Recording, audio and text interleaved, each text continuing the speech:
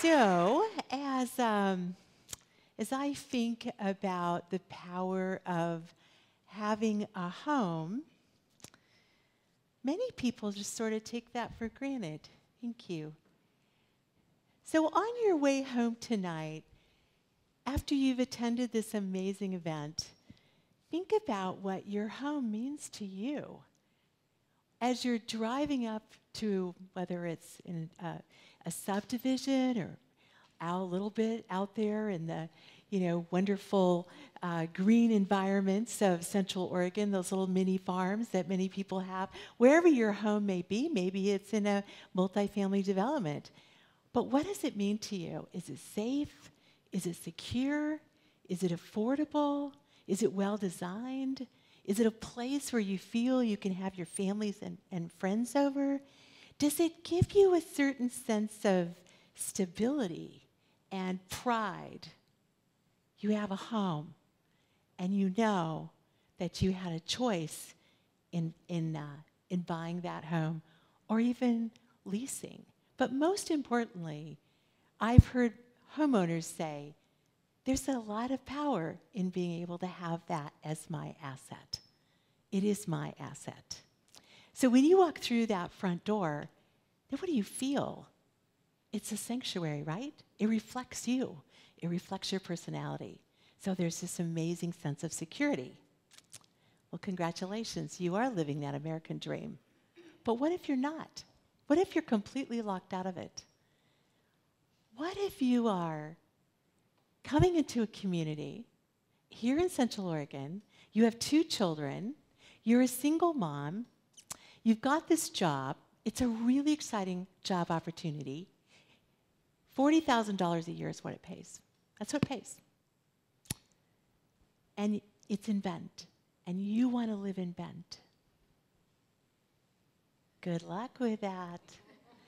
Even after a burst in a housing bubble, we certainly recovered from that very quickly. So now this mom with 2 kids, faced with what? Maybe where I can afford to live, because now I'm priced out, I'm not even sure that I'm able to live as far east as Prineville. Does Prineville have what I need? I'm away from my kids' school. How do I connect in a community that far away when I work in Bend? These are problems, real problems, that real everyday people face. And I see some heads nodding, so I think they're striking a chord here. The challenge as our area grows is, what do we do about this? What do we do about this problem? Well, if we can a moment imagine, I think vision is such a powerful thing, where all citizens have access to housing that is safe, secure, attainable, regardless of income. Well, that's a really big statement. What does that really mean? What does that really mean? If we want to integrate affordable housing into our communities in order to make that attainable, there are some serious perceptions.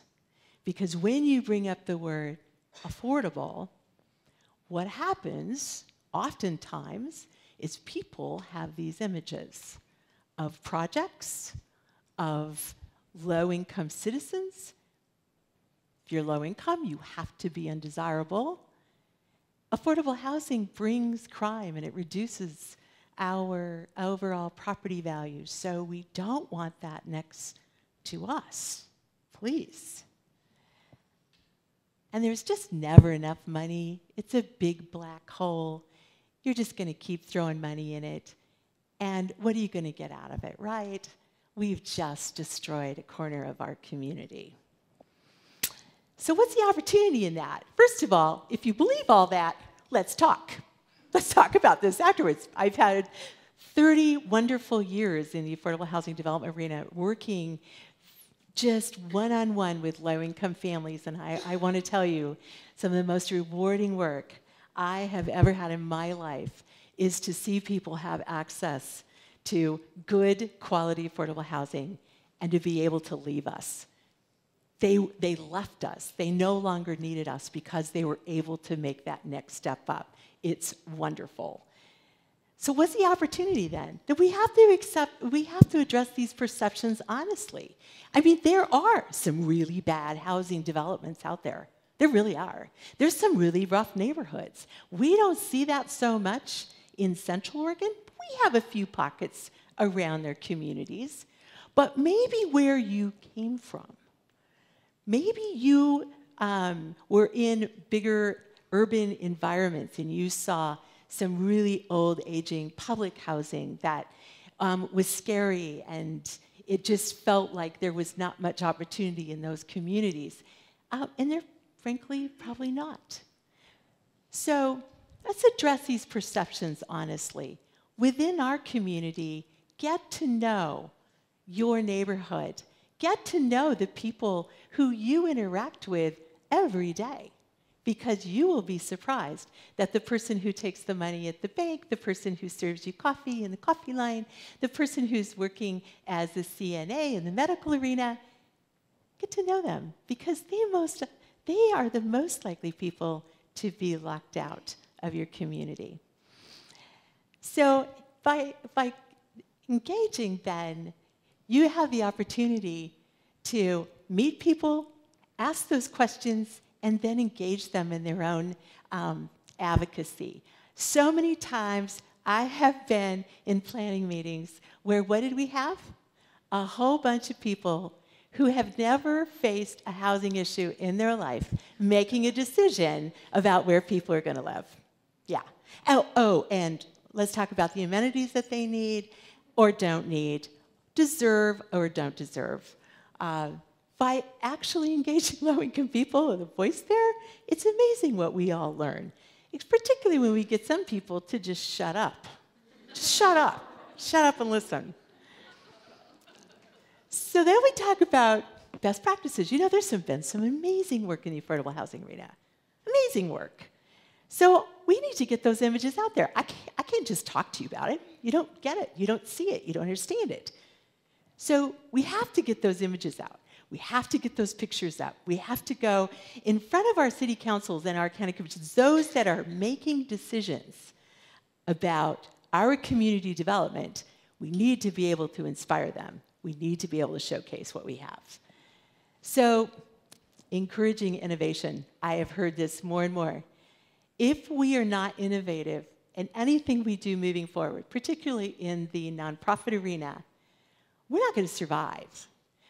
We're not going to be able to add value. We're not going to be able to address some of the most specific needs in our community, because there's no big fat check. There's no one big check that does it all. So we need to be innovative, and we need to be listening to each other's ideas, and go boldly where no one else has gone before. So did I just go backwards? I did. Let me go forwards. So I wanted to talk about this development. How many of you are familiar with this development? Okay. Do you all know it's affordable housing? Okay. So this property is now 6 years old. It's astonishing to me that this is now 6 years old. I was involved in this development as the executive director for Housing Works, and it was an interesting challenge. We wanted to integrate affordable housing throughout Bend. We didn't want it all over on the east side. We felt it needed to be smaller, integrated seamlessly around the entire community of Bend. So the city of Bend had a site. It's publicly owned. That gives us a little bit of power. Publicly owned site, and we went to work for 2 years. I attended every planning commission meeting. I attended every public meeting. I watched in horror as developers were bringing up these project images about affordable housing. There were some interesting attempts to put images in people's mind about what this could be. And we running around with these architectural boards going, look at us, going to every chamber of commerce, being in front of every group we could, Rotary, Kiwanis, in media. We needed people to see that this could be very different. We were awarded this site. Yay. Yay. Yeah. Now, I'm not going to say we didn't win friends. There was some really, really mad people. I don't care. Because what happened when you're standing at the doorway giving keys to people who now have an affordable place to live in downtown Bend close to where they work? Are you kidding me? I don't care who we made mad. I really don't. So this development is something I'm so proud of, and I don't know, many of you may know I've retired, and so I've been retired for a couple years now. But and this property, this development, damn near killed me. I just want you to know that, just damn near killed me. But I think it's one of the crowning achievements for affordable housing in Central Oregon. It really does show that you can integrate quality design, open up opportunity for low-income families, and have it well managed. Okay, so, did I go backwards again? No? Oh, we just talked over that slide.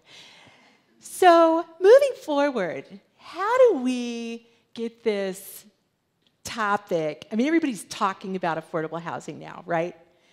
So, it's kind of difficult because you're sort of sitting on the sideline going, oh, okay, well, they're talking about affordable housing. Oh, I just heard on the news last night, they're talking about several hundred new units coming into Bend. Is that really affordable? We're not sure. I thought it was interesting that they showcased an affordable housing development. It was actually a phase 2 of a property that I was involved in when I was working for Housing Works. So it was exciting to see that they showcased, but at the same time, what, from an integration policy standpoint, where are we going with our affordable housing? Where are we going? If we get the great opportunity to fund a development, whether it's multifamily, whether it's single family, where and how long is it going to be affordable, and how is it going to be managed, and how are people going to be able to move in? What does that all mean? So having that awareness is really important. Planning departments, particularly in Bend, they have an affordable housing plan. I just recently went in there preparing for this speech and started reading through it. Not one mention of integration. And there's resources, but not one mention of integration. So here's the opportunity to get in front of that leadership, in that leadership venue, and say, how are you planning to integrate affordable housing? And we have some recommendations for you. We have recommendations because it's important that you all have a voice, because as our region grows, what's going to happen here is that we're going to live with mistakes that are done right now. We're going to live with that. You can't go in and take down badly developed properties. I mean, they've done it in public housing, right? They've literally imploded 600 units in Philadelphia, and they've done all that. But it was very difficult. And in Central Oregon, we don't even have any public housing. It doesn't even exist here. We have tax credit housing. We've got lots of different types of subsidized housing, but that housing has been pretty well designed. That housing has been pretty well integrated, given where we are in our community development today. But what does that mean moving forward? So we need to be aware of that, that you have that voice, you can do it. Accountability, hold them accountable. Hold them accountable. When there are funds given for affordable housing, ask if they've done an integration. Ask, who is it going to serve? Is it going to be a mix of incomes? Is it going to provide the opportunities that you envision people need to have? Hold them accountable. It's okay. Counselors love it when the population that they serve show up and begin to ask questions. And what happens is they begin to ask questions of staff. And at the end of the day, we hope we've influenced a better community. Thank you all for your time.